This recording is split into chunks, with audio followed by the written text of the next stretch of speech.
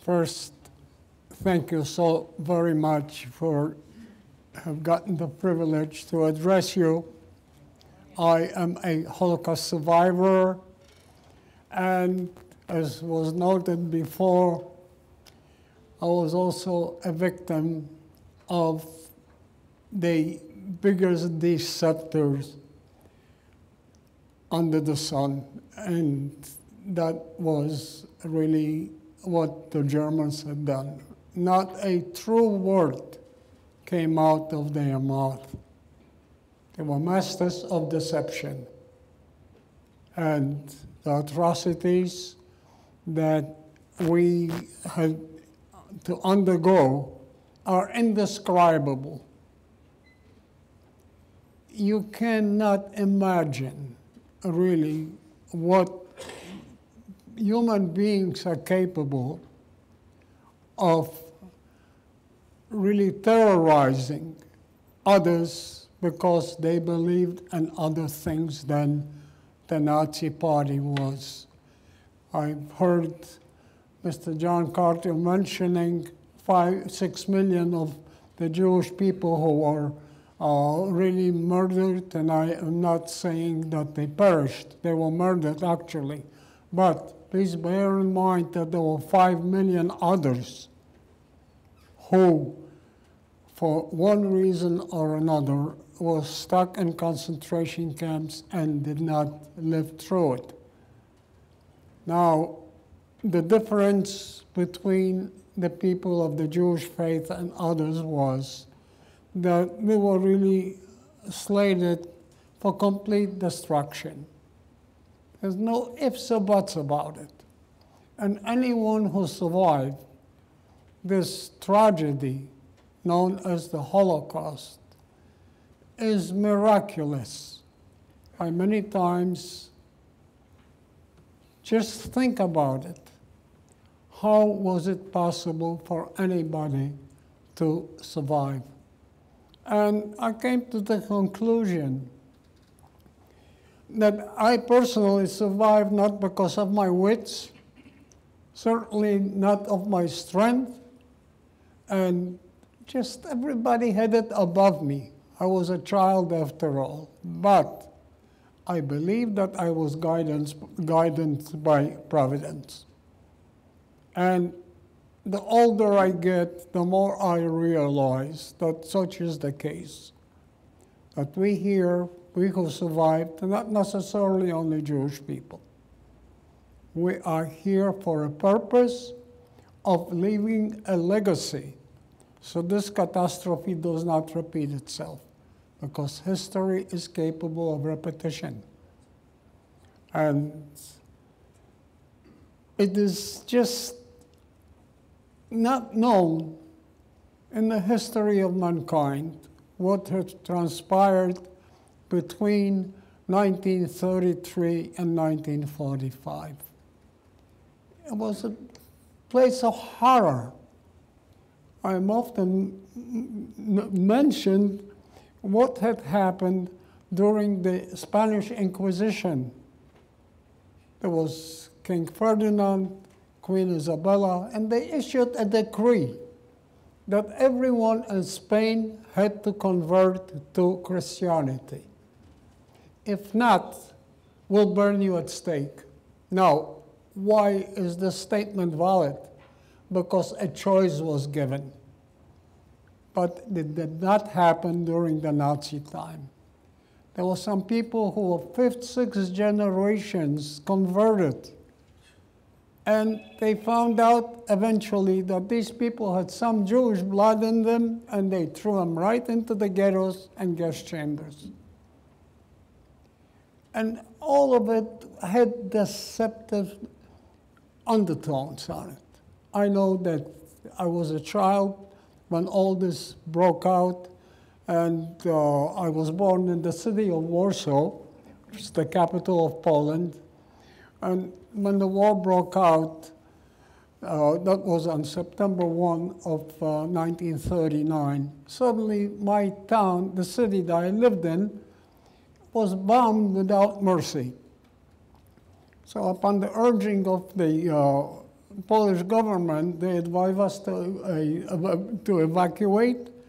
So we took a horse and wagon, no cars, no gasoline available, and we had to travel into destination unknown, becoming instant refugees. Now, we traveled strictly at night, because anything that moved in the daytime was shot at by the German Air Force. Eventually, we found our way in the Polish part of the Ukraine, and parents enrolled sister and I into school, and people passing through that small town wrote regards. Yes, there is an occupation, the Germans in Warsaw, but they're civil, and everybody had in mind the German of the First World War, where there was still civility in them. So my dad, in all his wisdom, decided, why should we be refugees? Let's go back. It was not a simple matter. Some of you will probably know that Poland had been divided. The western part was given to Germany, the eastern part to the Soviet Union then. And they had a makeshift border, which in order for us to get back, we had to smuggle. So my dad hired a guide. We ventured out, unfortunately, to be caught by the Russian border guards. We were put in a makeshift jail, kept there for a few days. Then they took my dad out and separated him from us. As of that night, I was not to see my father in 22 years. After the war, I did communicate with him, and it seems that he survived the war as a political prisoner because he dared smuggle the border, run away from the Russians, and he was sentenced to Siberia, but he had hardships, but his life was not endangered. We, in order to get from the border town into the city of Warsaw, we had to take a train. And right there, we encountered the first act of anti-Semitism. There were cars designated for Jews only. And to prove to you how undeveloped a young person's mind, such as I was by then maybe 11 years old, I said, hey, we've got our own railroad. How much better does it get? Little did I know the consequences. Now, we're coming into Warsaw. Of course, the family is very happy that we returned. Our house is occupied by strangers. With some persuasion, they permitted us to have one of our rooms, and I go downstairs to play with my friends. Most of them were not of my faith, and I became the proverbial Jew boy to them. And on many occasions, I was just physically abused by them. And mind you, I was only away just a short while. How quickly they forgot. And their parents socialized with mine. We went to the same schools. But immediately you have felt that there was a separation. And the situation would not get better. And we started to regret why we left the Soviet Union there. We could have just as well gone on a train there to go deep into Russia. And there were discomforts, but we would have lived. Now, everything was fine until the fall of 1940. Suddenly, the Germans decided they are going to create a ghetto in the city of Warsaw. They designated a certain area that would hold maybe 125,000 people. But by cleansing the small towns around, and there was an influx of German Jewish refugees that they threw out of Germany, and they all came into the city of Warsaw, suddenly the population swelled to close to 500,000. And it created enormous problems, primarily starvation. Then there was a rampant spread of a disease called typhus, which is very life-threatening. And people started to die out. Just picture how these people, what they look like. Yellow of pallor, swollen bellies, and there were mothers cradling infant children that were not alive anymore. They did not want to part with them. Unfortunately, there was nothing to be given to these people. If you would have come to me and asked me to give you my right arm for a hatful of potato peels, I would have gladly done it. You cannot imagine what happened. Like within the ghetto, every day there was a man-drawn cart going from street to street picking up remains of people who had died. Threw them on that wagon, brought them into a mass grave. And there were some families who died of natural causes, and they simply had no money, no means to bury them. They simply threw the body into the gutter to be picked up, and this was the life. The Germans had a very favorite game by going through the ghetto on a motorcycle, mounted sidecar, machine gun on it, and shoot indiscriminately into the populace, knowing full well whoever they will hit is going to be a person of the Jewish faith. Now, if a German wandered into the ghetto and walked on a sidewalk, we just had to step off, and if you had a head covering, you had to kind of bow to him. Besides, we were made in the Warsaw ghetto, we had to wear armbands, a white armband with the Star of David. Now, several other places had stars, yellow stars, designated from the front and the back, immediately identifying us as the who we were. Public enemy number one, the Jews. Now, I cannot really start describing the atrocity that has happened there within the ghetto. I just followed through to 1942. We decided to resettle people of the ghetto, demanding from our elders to provide 6,000 people per day on a transport. Presumably, it's going to be work for the elders, cultural events, schools for the children. It's a really painted utopia. And this is where the deception came in. We never knew what was happening until people started to follow these transports. And they came back with tales of horror, that people being gassed, people being shot, people being hung. And nobody wanted to believe that mankind is capable of these atrocities. I can tell you that within several months, they managed to take away 360,000 inhabitants of the ghetto and bring them in one of the worst camps known to mankind, was called Treblinka. Our transport came in there consisting of 6,000 or 7,000 people. Within an hour, there was one person alive. They picked 100 people, put them aside to clean up everything, and then this 100 got shot. And finally, I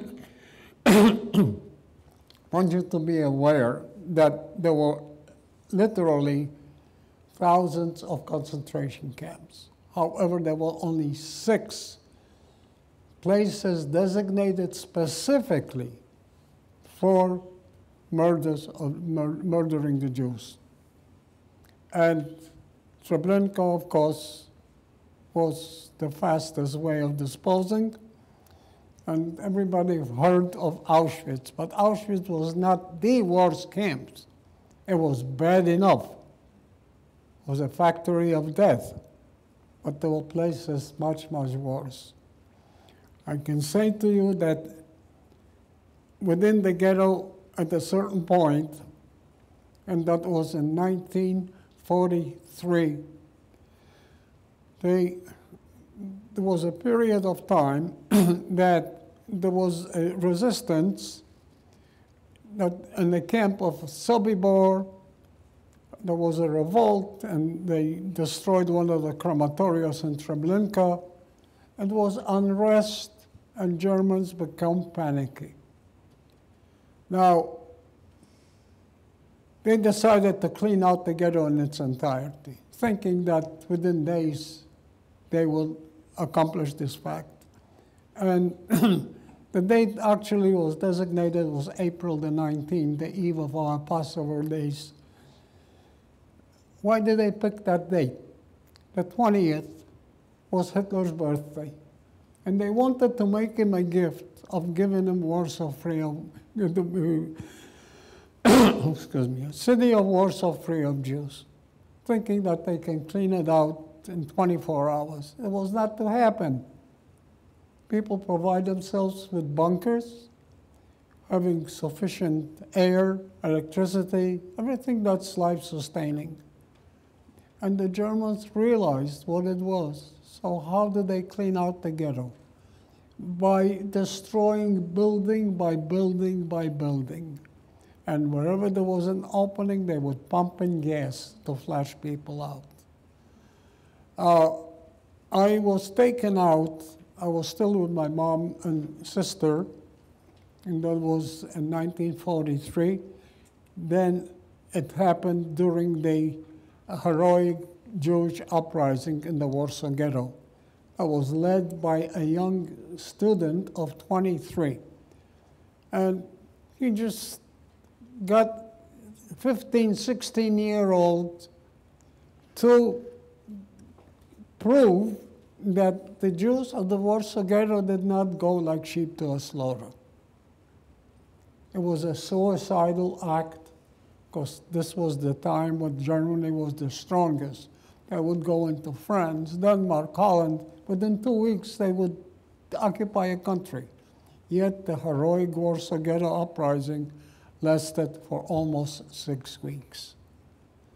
Naturally, most of them were murdered, but I think a couple of dozen of people managed to survive through the sewage of the Warsaw Ghetto.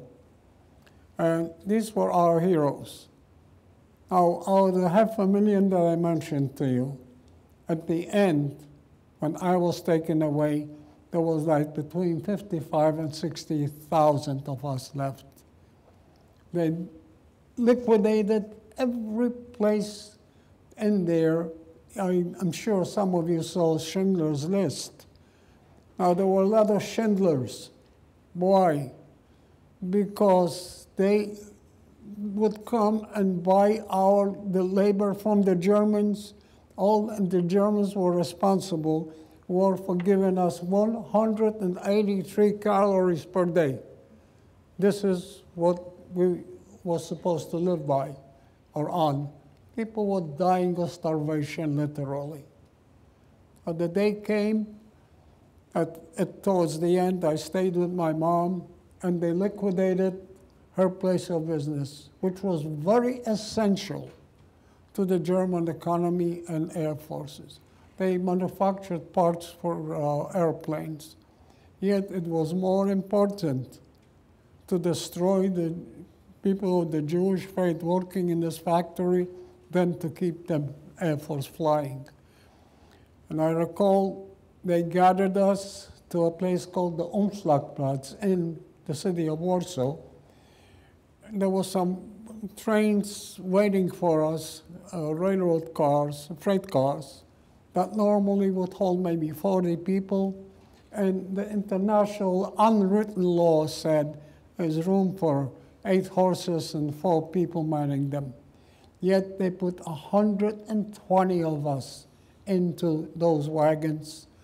And prior to our boarding, they would put some chlorine powder to prevent future diseases. They were constantly afraid that the Germans are going to be afflicted with the Jewish disease.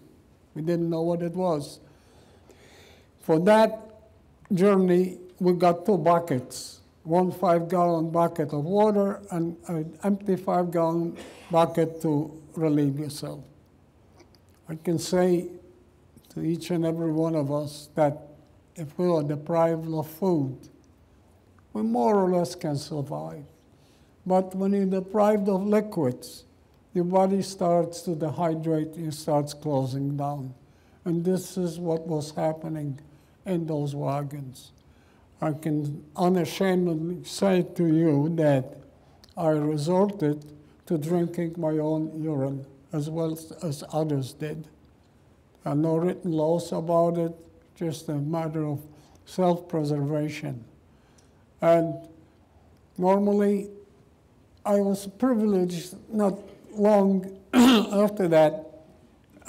Just recently, I went on a March of the Living that we visited the concentration camps in Poland and a week in the state of Israel. And I wanted to find out how far it is from the ghetto on to the destination that we landed. It was 4.5 hours by bus. And we had spent a few days in those wagons. Why? Because there were people ahead of us who were not killed yet. And we had to wait our turn to be murdered. Suddenly, the train stopped and 12 people suffocated in my wagon alone. And we see people in strange uniforms there clubbing us out of these wagons. And we marched like 2 or 3 kilometers, come into a territory, we see a fenced-in area, electrified fences, and patrols, Germans with dogs, watchtowers, signs that the place is mined around there. We didn't know where we were. They put us into an open field. Overnight, in the morning, hell broke loose. Invisible selection. First of all, they took people, gray hair, thick glasses, not walking straight, and pregnant ladies. They put them immediately into a lorry to be carted away, never to be seen again. Then, what happens? Another selection that was really one of the tragics in my life. They separated men from women. And suddenly my mother and only sister are taken away from me. I didn't even have the proper chance to say goodbyes to them. Oh, we found out where we were. I mentioned to you that there were 6 extermination camps.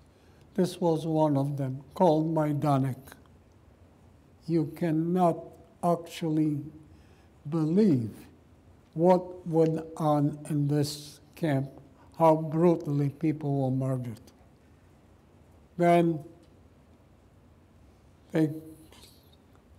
European families surrounded by children, 3 or 4 kids, and they start taking these children away from parents.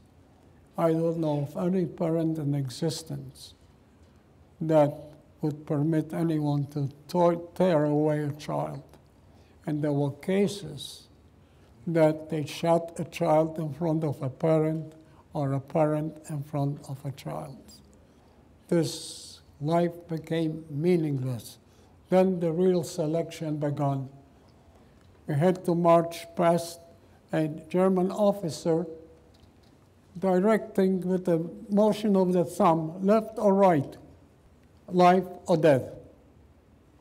Well, I was told for my age, and I passed to the part of the living, and then they take us in to another tragedy, the showers.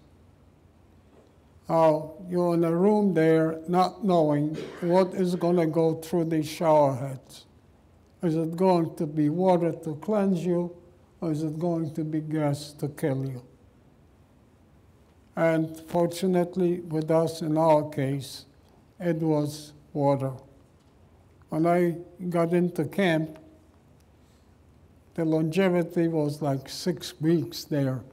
I asked one of the old-timers, do you know when my mom and sister are? Because we didn't know.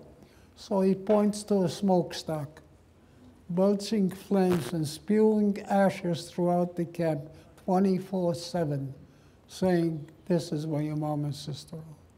By then, I was 13 years old. It was very, very hard for me to take, really. I can share with you that my mom was 34 years old, and my sister was 12 by then. Never seen them again. And I went in from the fire into a frying pan. The atrocities in that camp were unbelievable. It seems that the Germans, if somebody was sentenced for murder in Germany, rather than keep him in jail, they sent them on to concentration camps to become capos, our overseers. They were prisoners as well as we were, but sadistic to a point of unimaginability. Life meant nothing. I can tell you that there was one case that was pouring terribly, and 2 of my fellow inmates hid in a sewer pipe to be erected into a new building. They were discovered and accused of trying to escape, which was physically impossible. Immediately, they called us all into the camp. They sentenced these 2 innocent guys to hanging. We had to witness this execution. But why was so different? I have seen many, many different torturous parts of death. When they were hanging already, they put mirrors of their faces to watch themselves die. Unbelievable? Yes. Father and son.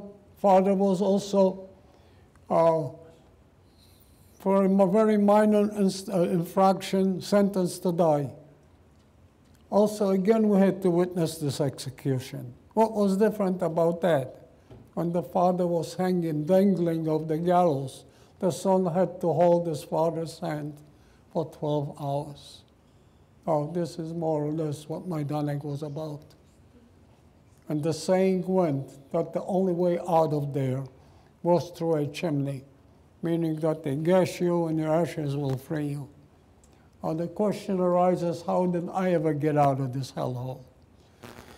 It seems that the Germans were undergoing some hardships on their fronts and inducted every able-bodied German into the armed forces. And the economy started to suffer, so they were forced to delve into concentration camps to take people to keep their economy going. And I was sold with 3,000 others to an ammunition factory, the 3rd largest in the Third Reich. And I think there were like 3,000 of us. And they took us out of this camp. And there was the things that I mentioned to you, the unrest within the other camps. Germans started to get very jittery. And they devised a code name called Erntefest, meaning harvest festival. And on November the 3rd of 1943, this was the very worst day in the history of the Holocaust, because there were industries around Majdanek that they evacuated from Warsaw, manufacturing uniforms, boots for the army. And on this one day, 43,000 people were murdered in cold cruelty. And this all is registered. Look it up on Wikipedia on your computers. You'll find out. And when did they bury them?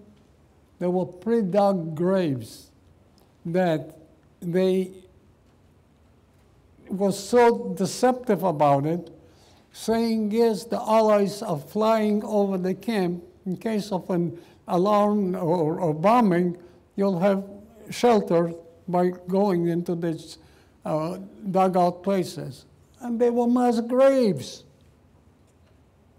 People were burnt there and thrown in, the ashes were thrown in there. Now this is one camp, Majdanek, that it was still intact. And there's an ash pit there of, I think, 7,000 pounds of ashes on this mound, human ashes. They didn't have a chance to destroy this camp. There were thousands upon thousands pairs of shoes, pounds and pounds of human hair, eyeglasses, valises, everything. The camp was intact and still is. So anybody going visiting on Marches of the Living in Poland, go into that camp and they can see immediately what has happened. Now, I was in this ammunition factory and I came down with typhus, which, as I mentioned to you, was a life-threatening disease.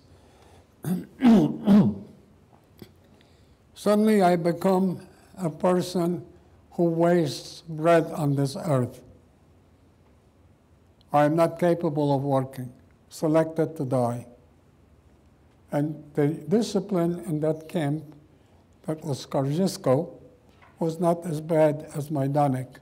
And a friend of mine who was a carpenter plucked me out of there and threw me behind some wood shavings, thereby saving my life. How I came back to my strength is a miracle from God. Without food, without medication, without anything. This is why I'm saying that Providence permitted me to live. I came back to my strength, and as the Allies were approaching, they evacuated my camp to another one called Buchenwald. And in this camp in Buchenwald, I received this jacket here in 1944. And by then, of course, I was dehumanized. I didn't have a name. I was known by a number. This is original in its stage. I never washed it. I never did anything to it. That was my attire. This and a pair of pants, a pair of wooden clogs. And if I wanted to keep warm and insulation, we didn't get shirts. I would have to steal an empty bag of cement. Had I been caught, I would have been severely punished. And I mentioned the wooden shoes to you. Now, you know, in the wintertime, snow sticks to that, and the walk is uneven.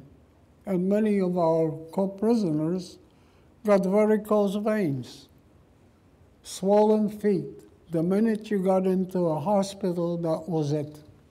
You never came out. It was a one-way trip. But I think that my young years had something to do with my survival. That I really was not capable of grasping as to what tragedy goes around me.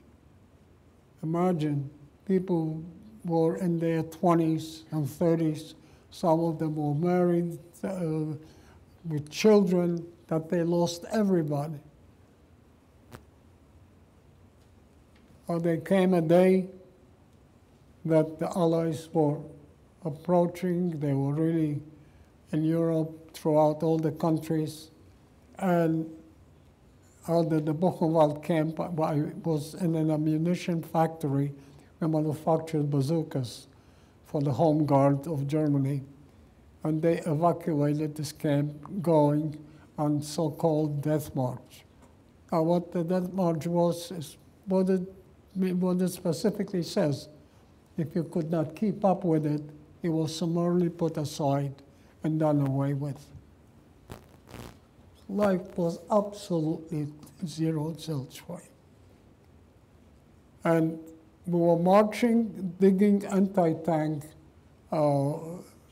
dugouts for Russian tanks to get caught in it, but it never happened. Suddenly, one morning, they put us up in a school. Get up, there's a tank standing right in front of us. I said, oh, this is probably the end of us. They want to kill us probably to cover up the atrocity, etc. But the turret opens up, and out comes a Russian officer. And this was the day of my liberation.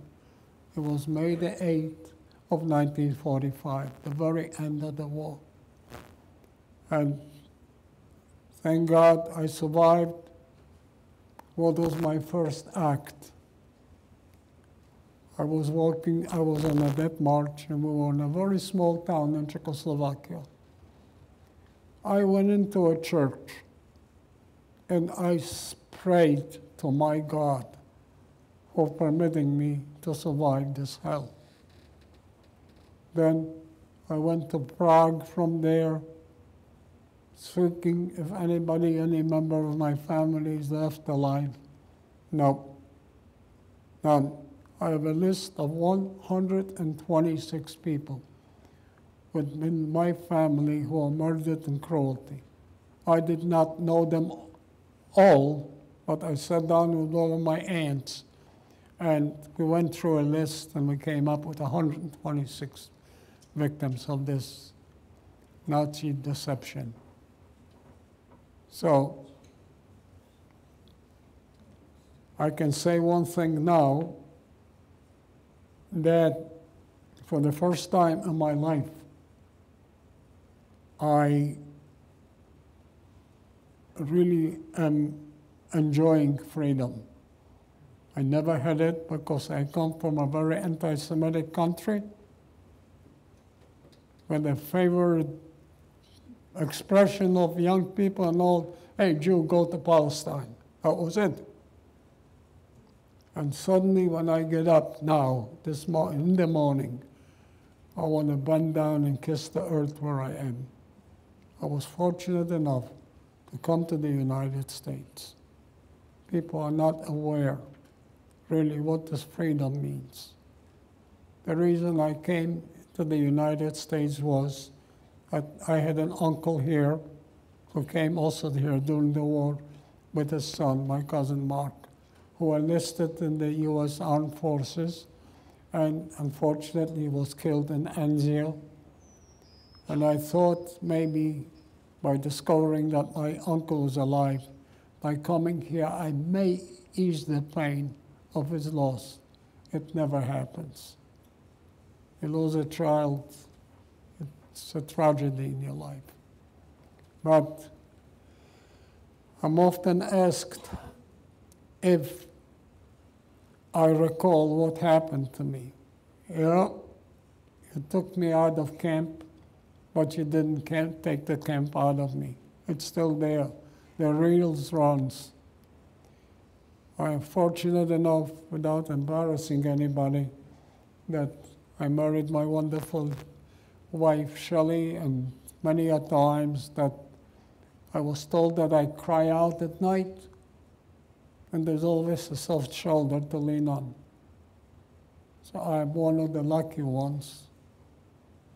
And just now, I realize what my survival was all about.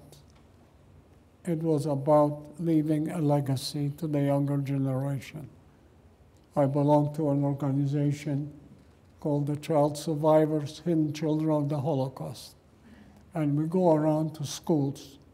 And the books that some of you received, we donated 15,000 of them to various schools and organizations in hopes that the tragedy of the Holocaust does not repeat itself. I must be aware. And my first theme of my speeches is to the young people, do away with a four-letter word, and that word is hate, because this was the cause of all the problems, that 60 million people were either displaced or murdered, whatever, throughout the Second World War. And I tell the young people, it's so easily replaceable with the word love, same amount of letters. Or what difference does it make? Yes, it does. So, my dear friends, I am very thankful for the privilege of addressing you tonight. I'll tell you, when I go to a school, children, by the end of my presentation, everybody, thank you, thank you. I says, no, the thanks belongs to you, because you gave me an opportunity to say, to share with you what can happen if we don't watch ourselves. And today, let me tell you about young people of today. They are so much more receptive than previous generations were, due to communication and everything. They're very wonderful. With them, we're in for a better future, for a better tomorrow. And I pray to God it happens. Thank you so very much for listening to me. Thank you.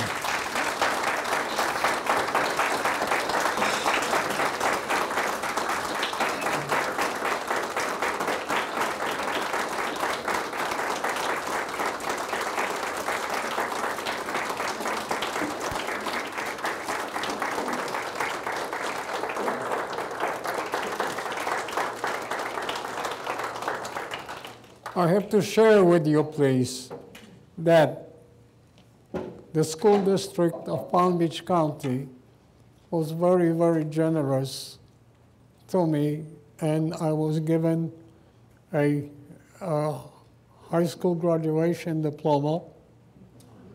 Then I received one from the Donna Klein Academy. And what's most important in my life personally was that about a year and a half ago, I received a Medal of Freedom from the state of Florida given to me by the governor. And I'm so very thankful for us because we are citizens of this wonderful state. So God bless.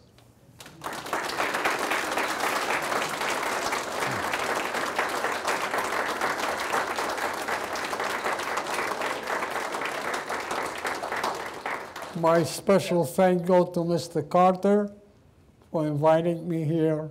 He's a very dear friend, John. And of course, his wife is a very extraordinary person, and I love her so, so much. No jealousy, John. Thank you. Thank you, Norman.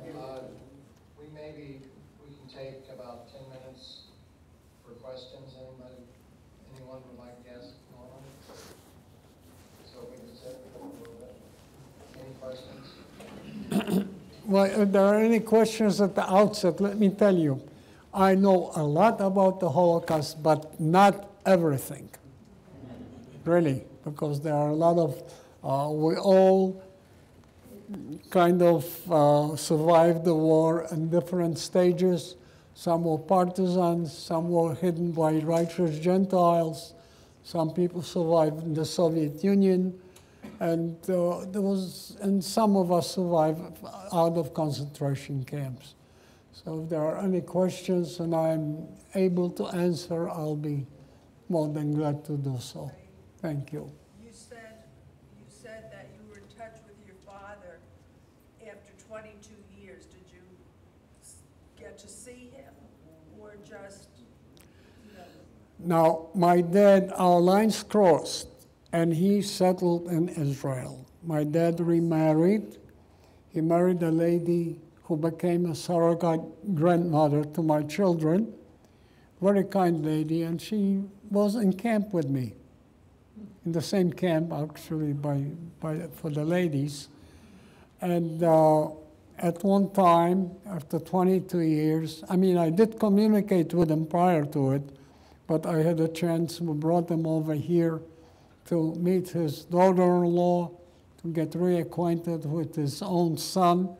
Plus, we had 2 children then. And, you know, strangely, and I must share this with you, for some strange reason, and that could be psychological, probably, I developed some sort of an animosity. And I didn't know why. And strangely, I realized how foolish I was, but not recognizing the fact that he probably suffered more than I did, because in his eyes, he lost a wife and 2 children, not knowing whether I was alive. But I got to love him dearly, without unconditionally, and unfortunately, he passed away now.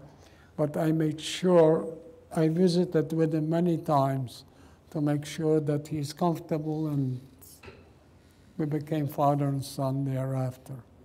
And psychology has a lot to do with it, but there's no room in this head for it. You hear many stories about those who were survivors, such as yourself, who say now that they don't believe in God.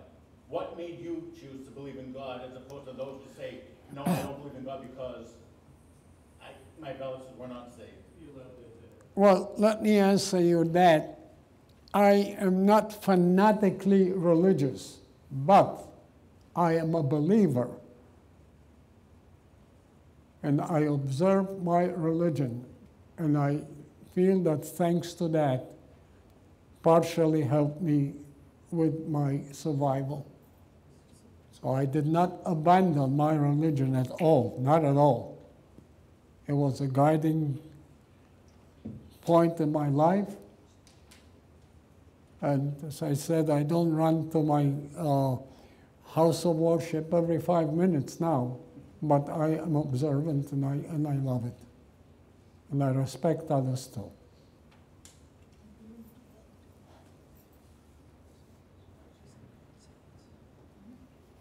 How long have you been married? How long have I been married? Only 63 years.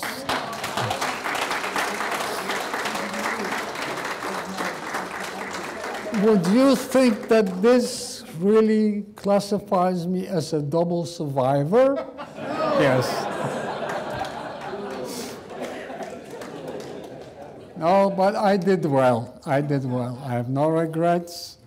I have a wonderful wife, 2 wonderful children, 2 wonderful grandchildren. They bring me joy. And I am a lucky person and a happy person.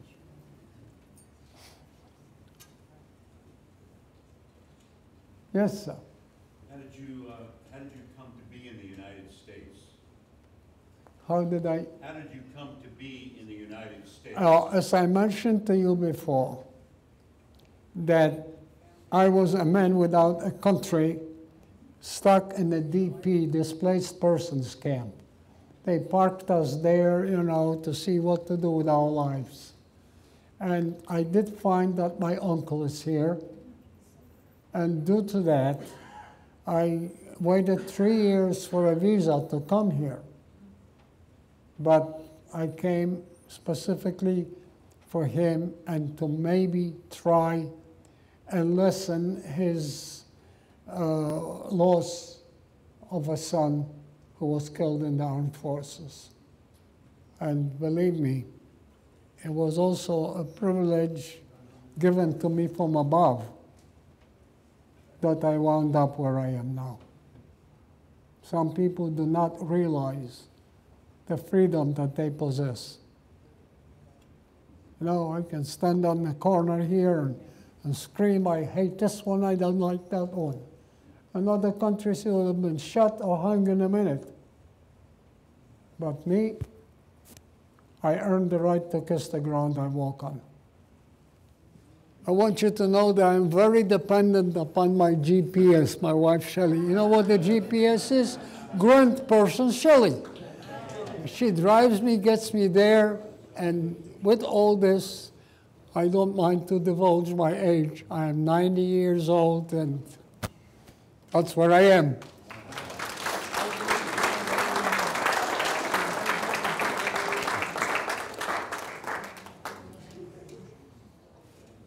Norman, there's not anything that we could give you that would perfectly fit the talk that you just gave to us and the history that you also gave to us. So we would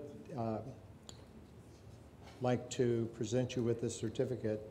It says, to all To all whom it may concern, this is to express our appreciation to Norman Frajman for sharing his experiences as a survivor of the Holocaust at Boynton Lodge number 236, this the 24th day of January, AD 2019, AL 6019. Norman Frajman experiences are as follows. He was 12 years old during the Warsaw Ghetto Uprising in 1939. He survived 2 concentration camps. He survived 3 death camps. He survived a death march. He was liberated by the Soviets and was barely able to migrate west to freedom. And freedom came with a cost, terrible cost. Once free, he came to understand that he had lost 124 family members.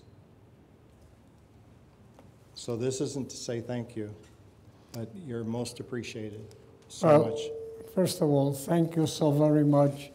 I will cherish this, and I'll put it in the proper place in my house. Well, I'll be there, and I'll be there, and I'll make sure There's a cup of coffee for you there, John. And I thank you so very, very much, first of all, for the privilege of allowing me to address all of you. And this means an awful lot to me. I shall cherish it, and thank you, thank you. Okay, thank now, you. now if we can get the Grand Master to come over here. Thank you for coming. This is a wonderful night. It's nice to hear Mr. Norman Frajman, his story. I have similar story to personal, what I will not share with you tonight, but it's very close to my heart. The problem with a human being, this is repeated again and then again and then again. And the reason why we don't learn history, we don't read history. So history repeats itself. What happened to him is 4 generations back. Today, the new generation, 80% don't believe the Holocaust existed. I think we should send them to concentration camp and let them feel it and see it by themselves. It did happen. World War II ended up with 120 million people dead and the destruction in the billion. But that's not the issue. The problem I have with World War II, the people who fought and died, they died with honor. You cannot take civilian and execute them just because the color of their skin, religion, or creed. This is wrong. This is absolutely wrong. And that's what you heard tonight. It's a horrible story, and I hope and I pray this will never, ever happen to any civilization or any people on earth. In this lodge, we had a brother who was exactly like Norman, who was in concentration camp, who always displayed the tattoo on his arm and the number they gave him. His name is George Fisher. He passed away probably 2 or 3 years after I joined this lodge. And he left us a gift, which is basically the Masonic working tool with his name on it. We still use it till today. I'm not sure if he has a tuxedo like this. He talked about it, but I don't know if we had it. My brother and sister, you need to teach your kids and grandkids what happened to Norman. It did exist. It's not fairy tale. It did exist. It happened to other religion and civilization in Europe. This is what's rampant. There was over 2 million Armenians killed by the Turk. There's then we have the issue of Kosovo and the Balkan War. Human beings, unfortunately, if you don't read history, history will repeat itself all the time. When he told you about Spain, they came and they cleanse it and ask all non-Catholic either convert or leave. So some Jews converted and some left. And the one who left, they went to Holland. And from Holland, they went to the New World. This is why you see temple in Curacao, in South America, as old as 250 years. And the people who stayed, even when they practiced their religion, they were persecuted. If you eat pork, they kill you. If you are not circumcised, they kill you. This is, to me, outrageous, and we should never have it. Now, I'm originally from the Middle East.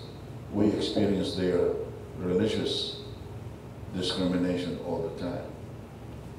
I found Masonry is a milieu for me that all men from all walk of life can sit down in a lodge and be brother and treat each other with respect, indifferent of their religion, indifferent of their color, indifferent of what they believe. The most important thing for Masons and requirement to be a Mason is you believe in God, and that's it. All of us are born into certain religion because mom and dad. You did not choose your religion when you are 1 year old. You were born Christian, Jews, Orthodox, Catholic. You name it. It's because mom and dad. And all of us at that time, we were born in the ghetto of that religion. So we didn't see anything else. There was no TV, there was no radio, and there was no traveling by airplane. So everybody was born and lived and died in the same place. But things have changed. Please educate your kids and grandkids that these issues that did happen should never happen. What we should do is respect each other's opinion. Respect each other's religion. Isn't it funny that all of us believe in God, yet we kill each other because my God is better than yours? Think about it. And here we preach to everyone, is God all-powerful, and he loves you. Explain to me how could God loves you and kill you at the same time?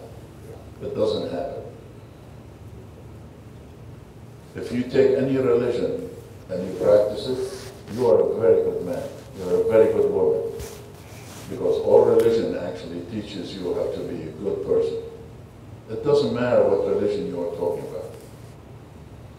What happened today and what we heard today is a wonderful story that should never happen again in the future. Thank you for being here with us tonight. And thank you again, Thank you. Norman, for It was a this. privilege really being here. And thank you for Thank you. surviving for 90 years to tell us the story. And thanks to your wife for taking care of you for another, hopefully, 20 years to tell us more stories. Thank you very much. Thank you very much.